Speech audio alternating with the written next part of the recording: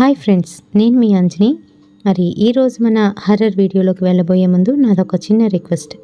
For best realistic and thrilling experience కోసం తప్పకుండా హెడ్సెట్ని అయితే పెట్టుకోండి.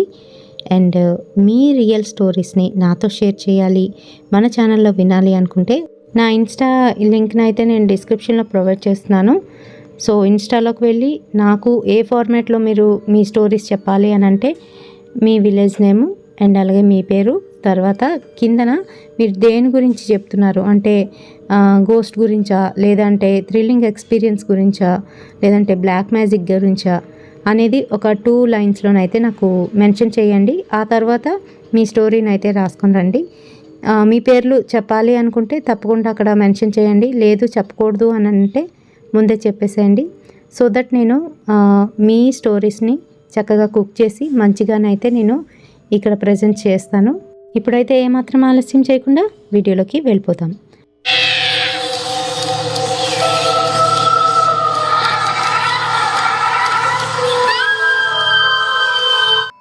సో ఈరోజు మనకి ఈ స్టోరీని షేర్ చేసింది one of our subscriber Mounika గారు, అమలాపురం నుంచి. సో తను తన రియల్ లైఫ్లోనే ఎక్స్పీరియన్స్ చేసిన ఇన్సిడెంట్స్ని మనకైతే ఇక్కడ షేర్ చేశారు. హాయ్, నా పేరు మౌనిక. మేము అమలాపురంలో ఉంటున్నాము. మా ఇంట్లోని అమ్మ, నాన్న, నేను, అన్నయ్య, మాతో పాటుగా మా నానమ్మ, తాతయ్య కూడా ఉంటున్నారు. నా చిన్నప్పటి నుంచి నాకు పారానార్మల్ యాక్టివిటీస్ అనేవి కనిపిస్తూ ఉంటాయి. సో అందులో పార్ట్గానే చిన్నప్పుడు నేను 9 ఇయర్స్ అలా ఉండేటప్పుడు ఒక ఇన్సిడెంట్ అయితే జరిగింది. మా ఆపోజిట్ సైడ్లోని కొంచెం దూరంలోని ఒక ఇల్లు అయితే ఉంటుంది. వాళ్ళు మాకు బాగా తెలిసిన వాళ్ళు, ఒకటే క్యాస్ట్, ఇంకా అలాగే ఒకే వీధిలో ఉంటున్నాం కాబట్టి చాలా క్లోజ్గానైతే ఉండేవాళ్ళమి. అందులోని 2 అమ్మ కూతురు ఉండేవారు. వాళ్ళు ఏంటంటే అమ్మ వచ్చేసి పెద్ద ఆవిడ, చాలా ముసలావిడ. కూతురు ఏంటంటే భర్త చనిపోవడంతో ఇక్కడికైతే వచ్చేసింది. కారణం ఏంటంటే ఆయన HIV పాజిటివ్. సో దానివల్ల చనిపోయాడు. తర్వాత ఈమెకి కూడా సోకింది. అందువల్లనే అత్తవారింట్లోని ఆవిడకి అసలు గౌరవమే లేదు. అంతేకాదు ఆవిడ్ని, పిల్లల్ని సరిగా చూసేవారు కాదు. అయితే ఆవిడ పిల్లలతో పాటు వచ్చేద్దాం అనుకుంటే పిల్లల్ని రానివ్వకుండా అక్కడే ఉన్నిచ్చేసి నువ్వు ఒక్కదానివే పో అని చెప్పి వాళ్ళ అమ్మ వాళ్ళ ఇంటికి అయితే పంపించేశారు. ఒక విధంగా తరిమేశారని చెప్పుకోవాలి. భర్త చనిపోవడం, తనకి కూడా HIV పాజిటివ్ రావడం, దాంతోపాటుగా పిల్లలు దూరం అయిపోవడం, ఇవన్నీ కూడా ఇంకా ఇబ్బంది పెడుతూ ఉండేవి. తను ఎప్పుడు కూడా ఏడుస్తూనే ఉండేది. వాళ్ళ పిల్లలు ఇక్కడ లేకపోవడం, నేను వాళ్ళ పిల్లల ఏజ్లో ఉండడం వల్ల మరేంటో కానీ నేను అక్కడికి వెళ్తే చాలు ఆవిడ నాతో మాట్లాడుతూ ఉండేది. అప్పుడు నాకు 9 ఇయర్స్. ఏమైందంటే సడన్గా ఒకరోజు అమ్మాయి ఎవరైతే ఉందో తను మేడపై నుంచి ఆత్మహత్య అయితే చేసుకుంది, వాళ్ళ ఇంటి మేడ మీద నుంచే. మరి పోస్ట్ మార్టం చేయాలి, ఇంకా చాలా ప్రొసీజర్ ఉంటుందని చెప్పేసి వీళ్ళు ఏం చేశారు అని అంటే మెల్లగా ఎవరికీ తెలియకుండా ఆ రోజు ఈవినింగ్ లోపే ఆమెకి అంత్యక్రియలు అయితే చేసేసారు. వాళ్ళ పిల్లలు కూడా ఆఖరి చూపు చూసుకోలేకుండా అయిపోయింది. అంతేకాదు అక్కడ ఆ రోజు మార్నింగ్ నుంచి నేను ఆ శవం దగ్గరే ఉన్నాను. అందరూ ఏడుస్తున్నారు. నాకైతే భయం వేస్తుంది ఆమెను చూస్తుంటే. సో ఆ రోజు రాత్రి నేను ఎప్పట్లాగే నానమ్మ, తాతయ్య పక్కన అయితే పడుకున్నాను. నానమ్మ తాతయ్యతోని మార్నింగ్ నుంచి జరిగిన విషయాలన్నీ కూడా చెప్తుంది. ఇలా జరిగిందంట, అలా చనిపోయింది, అవన్నీ కూడా చెప్తుంది. అవన్నీ వింటూనే ఎప్పుడు పడుకుని పోయాను. తర్వాత కొంతసేపటికి నానమ్మ ఏంటంటే ఆ ఎదురింట్లోని వాళ్ళ బంధువులు ఎవరైతే వచ్చారో వాళ్ళు మా ఇంట్లో పడుకోవడానికి అయితే వచ్చారు. సో లోగిలంతా కూడా ఖాళీనే, వాళ్ళు వేసుకోవడానికి దుప్పట్లు, ఇంకా పిల్లోస్ ఇవన్నీ కూడా ఇవ్వడానికి అని చెప్పి నానమ్మ అయితే బయటికి వెళ్ళింది. తాతయ్య కూడా ఏంటంటే ఎవరితోనో మాట్లాడడానికి లేచి అక్కడి నుంచి అయితే వెళ్ళిపోయారు. ఈలోగా నాకేంటంటే నా కాళ్ళ దగ్గర ఎవరో కూర్చొని ఏడుస్తున్నారు, గట్టిగా ఏడుస్తున్నారు. నాకు సడన్గా తెలివి వచ్చింది. లెగిచి చూసేసరికి అక్కడ పొద్దున ఎవరైతే చనిపోయారో ఆవిడైతే కూర్చుంది. ఆవిడని చూస్తే పొద్దున్న చనిపోయినప్పుడు తలంతా పగిలిపోయి ఏ విధంగా ఉందో అదే విధంగా కనిపిస్తుంది. రక్త మండలం, ఒళ్ళంతా రక్తం కారుతూ అలానే ఉంది.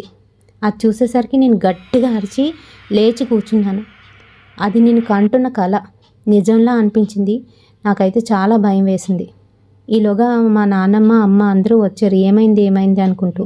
ఈలోగా నేను ఎక్కిళ్ళు పెట్టి ఏడుస్తున్నాను. ఏం జరిగింది అని అంటే ఎవరికీ ఏమీ చెప్పలేకపోతున్నాను. కంగారు పడొద్దు, ఏం కాదులే అంటూ అమ్మ అయితే నాకు మంచినీళ్ళు ఇచ్చింది. గడగడ తాగేశాను. వెంటనే తాగేసి అప్పుడు ఆవిడ వచ్చి ఇక్కడ కూర్చుంది, ఏడుస్తుంది, నా కాళ్ళ దగ్గర ఉంది అని చెప్పాను. వాళ్ళందరూ కూడా భయపడ్డారు. అండ్ వెంటనే నానమ్మ అయితే ఉప్పు దిగదుడిచి పారేసింది. అండ్ నా పక్కనే పడుకుంది ఆ రోజంతా. మరి ఆ రోజు నుంచి ఓ 3-4 డేస్ అయితే నాకు ఆవిడ రోజు అలానే కల్లోకి రావడం, నన్ను భయపెట్టడం అనేది చేస్తూ ఉండేది. నేను గట్టిగా అరవడం, కేకలు పెట్టడం, ఆవిడ వచ్చింది నన్ను తీసుకువెళ్ళిపోతుందని గట్టిగా అరుస్తూ ఉంటే నానమ్మ ఏం చేసిందని అంటే నాకు తాయెత్తు అయితే కట్టించింది. ఆ తర్వాత మా ఊళ్ళమ్మ అమ్మవారి గుడికి తీసుకువెళ్ళి నాకైతే అక్కడ పూజలు అవి కూడా చేయించింది. ఆ తర్వాత నుంచి అయితే ఆవిడ ఎప్పుడూ నా కల్లోకి అయితే రాలేదు. అలా సంవత్సరం అయితే గడిచిపోయింది. సంవత్సరం తర్వాత నేనేంటంటే తాయెత్తు కట్టుకున్నవన్నీ కూడా తీసేశాను. అండ్ నా స్టడీస్ మీద నేను కాన్సన్ట్రేట్ చేస్తున్న రోజులు అవి. ఒకరోజు ఎందుకో సడన్గా నాకు ఒక కల అయితే వచ్చింది. అందులో మళ్ళీ ఎగ్జాక్ట్గా అప్పుడు చనిపోయిన ఆవిడే ఎలా వచ్చేదో నా కల్లోకి అలానే వచ్చింది. నేను షాక్ అయిపోయాను. ఈసారి నన్ను గట్టిగా పట్టుకొని, నా చేయి పట్టుకొని, నువ్వు రానని అంటున్నావు కదా, అందుకే మా అమ్మని తీసుకెళ్ళిపోవడానికి వచ్చాను, నువ్వు కంగారు పడకలే, నేను మా అమ్మని తీసుకువెళ్ళిపోతున్నాను నాకు తోడుగా అంటూ అక్కడి నుంచి లేచి వెళ్ళిపోయింది. ఆ కళ వచ్చిన తర్వాత నేను లేవలేకపోయాను. ఒళ్ళంతా బరువుగానైతే అయిపోయింది. పక్కనున్న నానమ్మని తాతయ్యని చేతులు పెట్టి కొడుతున్నాను కానీ వాళ్ళైతే అస్సలు లేవట్లేదు. ఆ తర్వాత కొంతసేపటికి నాకు మెలకువ వచ్చింది. నానమ్మకి జరిగిందంతా చెప్పాను. ఏం కాదులే అమ్మ, కంగారు పడకు, తాయెత్తు ఎందుకు తీసేసావు అంటూ మళ్ళీ నాకు తాయెత్తు అయితే కట్టేసింది. ఆ మర్నాడే ఏం జరిగిందనంటే వాళ్ళ తల్లి ఎవరైతే ఉందో అమ్మాయి వాళ్ళ అమ్మగారు ఆవిడైతే చనిపోయింది. ముసలావిడ ఏజ్ అయిపోయి చనిపోయింది అని అనుకున్నారు అందరూ. కానీ విషయం ఏంటో నాకు తెలుసు, ఇదే జరిగింది. సో చిన్నప్పుడు ఈ ఇన్సిడెంట్ నేను అస్సలు మర్చిపోలేదు. ఇలానే గడిచిపోతూ ఉండేది. అక్కడి నుంచి నాకు ఎవరూ కనిపించడం కానీ అలాంటివి ఏమీ లేదు. ఎందుకంటే ఆ ఇంట్లో ఉన్నవాళ్ళు, ఆ ఫ్యామిలీ మెంబర్స్ మిగతా వాళ్ళు ఏం చేశారు అని అంటే, మా ఊర్లోనే కాదు ప్రతి ఊర్లో కూడా మీకు ఇది తెలిసే ఉంటుంది. ఎవరైనా ఇంట్లోని పెళ్ళి కాకుండా అబ్బాయిలు కానీ అమ్మాయిలు కానీ చనిపోతే వాళ్ళని దేవుడి కింద భావిస్తారు. అమ్మాయిలు చనిపోతే బాల పేరెంటాళ్ళు అని పూజిస్తూ ఉంటారు. అలాగే అబ్బాయిలు చనిపోతే వీరుడు అని చెప్పేసి, వీరులు అని చెప్పి వాళ్ళని పూజిస్తూ ఉంటారు. సో అలాగే వాళ్ళింట్లో కూడా ఒక వీరుడు అయితే ఉన్నాడు. అలాంటి వాళ్ళని పెడితే అటువంటి ఆత్మలు ఇబ్బంది పెట్టవు జనాల్ని అని చెప్పేసి వాళ్ళు ఆ ఇంట్లోనే ఆ వీరుడిని పెట్టి పూజలు అవి చేసి ఆ ఇంటిని వదిలి మరొక ఇంట్లోకి అయితే షిఫ్ట్ అయిపోవడం జరిగింది. కానీ వీళ్ళేంటంటే ఆ ఇంటిని అద్దెకిద్దాం అనుకున్నారు. అద్దెకిద్దామని చాలామందికి అడిగారు. కానీ ఎవరు కూడా ఆ విషయం తెలుసుకొని అందులో అద్దెకి ఉండడానికైతే ఇష్టపడలేదు. కొన్నాళ్ళకి ఆ ఇల్లు చాలా పాడైపోయింది. అండ్ అది అద్దెకి ఇవ్వడానికి కూడాను వీలు లేనంత స్థితికి అయితే వచ్చేసింది. కాబట్టి ఆ ఇంటి ఓనర్స్ ఏంటంటే మాకు మావయ్య అవుతారు. ఆ మావయ్య ఏంటంటే ఇంటిని పడగొట్టించేసి మళ్ళీ అక్కడ రీకన్స్ట్రక్షన్ చేద్దాం అనుకున్నారు. కానీ ఇంట్లోని వీళ్ళు ఆత్మల్ని కంట్రోల్ చేయడానికి వీరబాబుని ఎప్పుడైతే పెట్టారో ఆ వీరబాబు ఇంటిని పడగొట్టించడానికి కానీ ఆ స్థలాన్ని అమ్మడానికి కానీ ఎటువంటి ఆజ్ఞని ఇవ్వడు. దానివల్ల ఏంటంటే అక్కడ ఆ ఇల్లు వీళ్ళ పేరు మీదే ఉంటుంది కానీ ఎవరు మళ్ళీ రీకన్స్ట్రక్షన్ చేయడానికి కానీ అమ్మడానికి కానీ జరగని పని అన్నమాట. సో అందుకనే మా మామయ్య ఏం చేశారు అని అంటే ఒక కొబ్బరికాయ తీసుకొని పూజ చేసి తెల్లవారి ఆ ఇంటి ముందు గుమ్మం ముందు అతని పేరు చెప్పి, వీరుడి పేరు చెప్పి కొట్టారంట. ఈ ఇంటిని ఎలాగైనా అమ్ముడుపోవాలి, ఈ ఇండ్లు మళ్ళీ రీకన్స్ట్రక్షన్ చేసుకోవాలి అని చెప్పేసి. సో అది నాకు తెలీదు. మార్నింగే నేను లేచి అమ్మతోనైతే చెప్పాను, అమ్మ రాత్ర నాకు ఇలా కల వచ్చింది, ఆ ఇంట్లో నుంచి ఉన్న దేవుడు బయటికి అయితే వచ్చేసాడు, ఆ ఇంట్లో దేవుడు లేడంటమ్మా అని నేను ఆ రోజు చెప్పాను. చెప్పేసరికి అమ్మ ఆశ్చర్యపోయింది. ఏంటంటే అమ్మకే తెలుసు ఇలా కొబ్బరికాయ కొట్టిన విషయం సంగతి. అప్పుడు అమ్మ నాకైతే చెప్పింది, అయితే వాళ్ళ కొబ్బరికాయ కొట్టడం వల్ల అందులో ఉన్న వీరబాబు బయటికి వచ్చేసాడనమాట, నీకు కలలో కనిపించాడు చెప్పాడు అని అర్థం చేసుకున్నారు. అలాగే మామయ్యకి కూడా చెప్పింది. ఇంకా మామయ్య వాళ్ళు ఏంటంటే సరే ఇంటిని ఇంకా రీకన్స్ట్రక్ట్ చేయిద్దాము అని చెప్పేసి ఇంటిని పడగొట్టిస్తున్నారు. సో ఇటుపక్క అటుపక్క ఇల్లు ఉండడం వల్ల చాలా మెల్లగానైతే ఆ వర్క్ అవుతుంది. ఎందుకంటే ఏమైనా పొరపాట్లు జరిగితే పక్క ఇల్లు కూడా ఎఫెక్ట్ అవుతుంది. అందుకనే చాలా మెల్లగానైతే వాళ్ళు కూలగొడుతున్నారు. అది లెంతీ ప్రొసీజరు. ఒక 1 వీక్ దాకా పట్టొచ్చు అని చెప్పేసి అక్కడ వర్కర్స్ అయితే చెప్పారు. సో ఆ వర్క్ స్టార్ట్ చేసి 2 డేస్ అయితే అవుతుంది. ఇల్లు అయితే సగం వరకు కూలగొట్టడం అయితే జరిగింది. ఇటుకలు అన్నీ కూడా అక్కడే ఉన్నాయి. ఆ తర్వాత రోజు ఆల్ ఆఫ్ ఏ సడన్ నాకేంటంటే కాలేజ్కి వెళ్ళి ఇంటికి వచ్చేసరికి చాలా నీరసంగా అయిపోయింది. ముందు రోజు కన్నా చాలా నీరసం అయిపోయాను. అండ్ అలాగే ఫీవర్ వచ్చింది. ఆ ఫీవర్ కూడా ఎలా అంటే హై ఫీవర్ 104, 106 వరకు వెళ్ళిపోయింది. నేను లిటరలీ లేవలేను, కూర్చోలేను. నన్ను ఎవరైనా కూర్చోబెట్టాలి. మంచినీళ్ళు తాగాలన్నా అమ్మ సహాయం ఉండాలి. ఆ స్టేజ్కి అయితే వెళ్ళిపోయాను. 1 డే కంప్లీట్గా అలానే బెడ్ మీదే ఉన్నాను. నెక్స్ట్ డే మార్నింగ్ ఏంటంటే ఆ రోజంతా కూడా కొంచెం నాకు చికాగ్గానైతే ఉంది. అండ్ అమ్మ ఏదో ఒకటి తినకపోతే ఎలాగా ట్యాబ్లెట్స్ వేసుకోవాలి కదా అని చెప్పి బలవంతంగా నాకు తినిపిస్తుంది, కానీ అవి అరగట్లేదు. పైగా నాకు ఫీవర్తో పాటు వామిటింగ్స్, మోషన్స్ కూడా పట్టుకున్నాయి.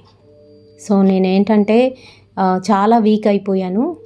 ఆ రోజు నైటు నువ్వు నానమ్మ వాళ్ళ దగ్గర వద్దు, మా దగ్గర పడుకోమ్మా అని చెప్పి అమ్మ నాన్న ఏంటంటే వాళ్ళ దగ్గర పడుకోమన్నారు.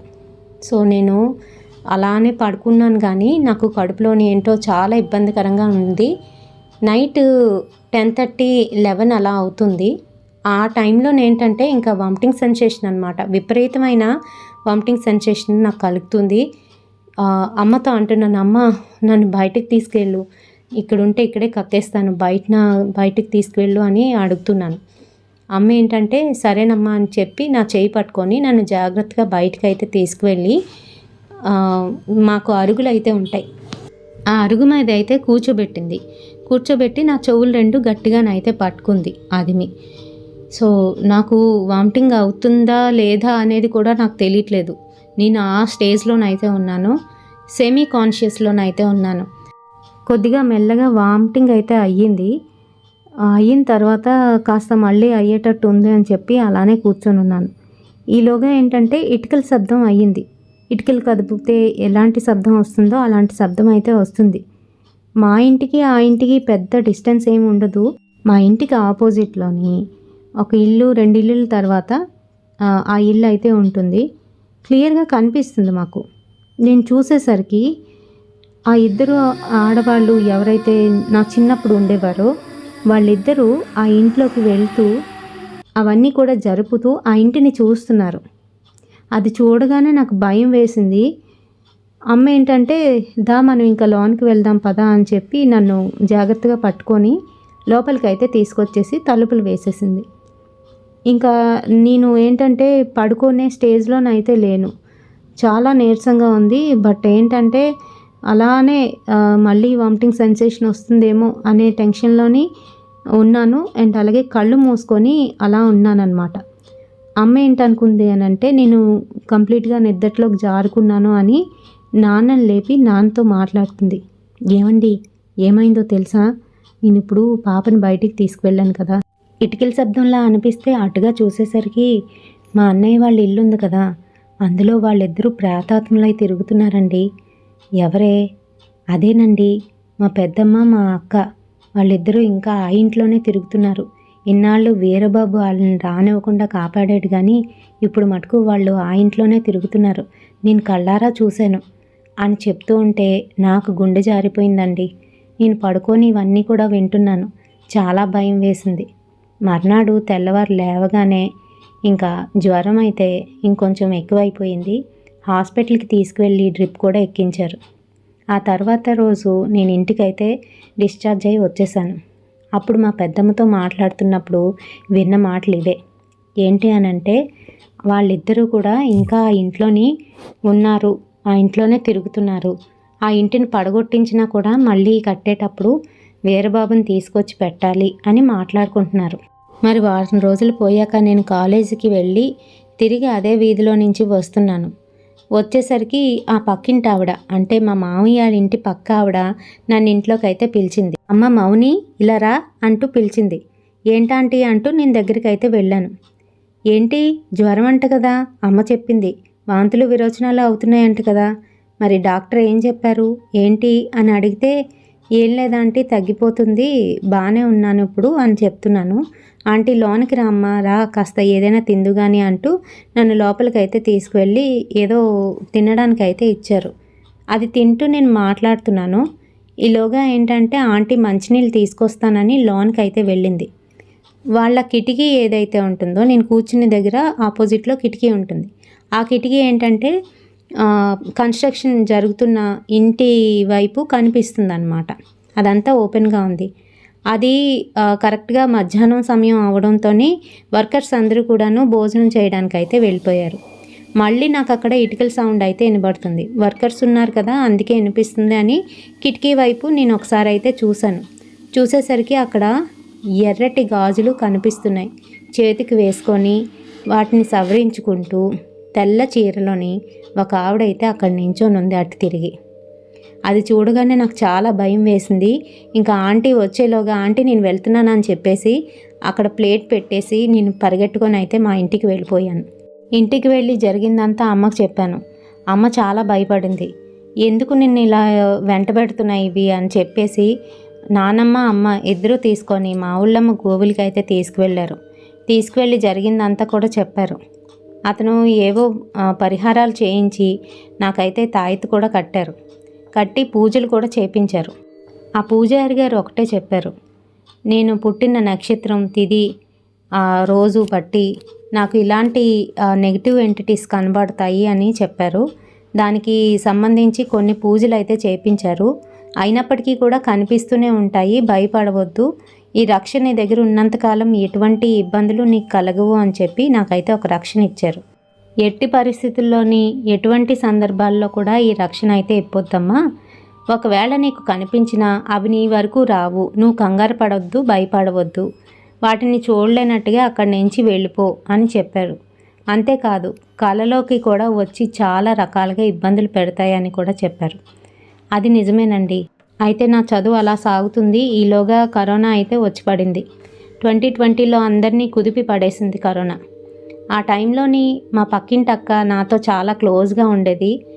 అక్కకి మ్యారేజ్ అయ్యి 10 years అవుతుంది కానీ పాపం పిల్లలు అయితే లేరు.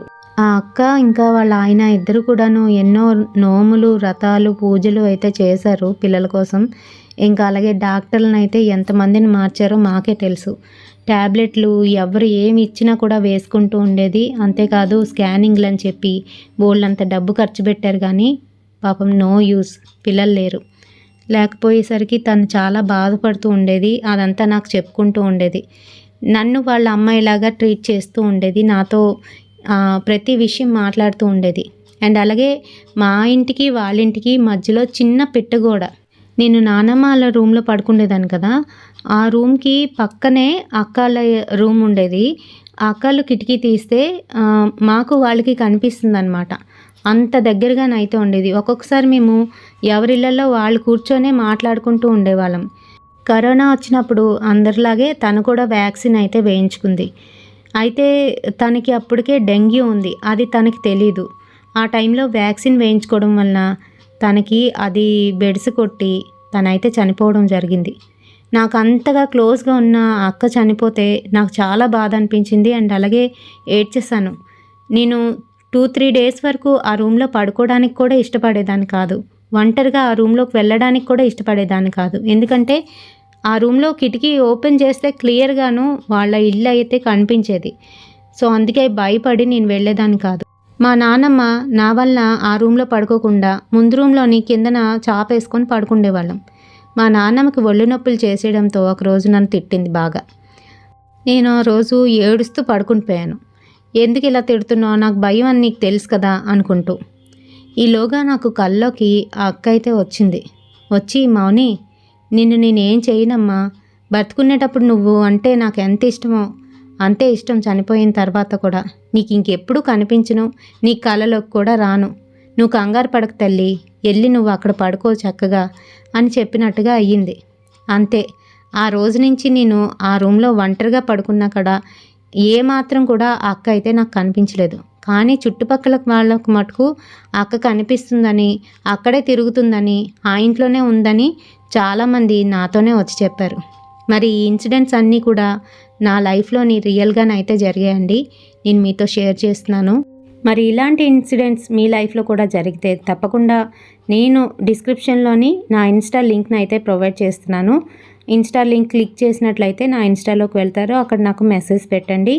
మీరు చెప్పే స్టోరీస్ని కుక్ చేసి మంచిగానైతే ప్రజెంట్ చేస్తాను. మరి రేపటి సరికొత్త వీడియోతోని మళ్ళీ మీ ముందుకు వచ్చేస్తాను. Until then bye.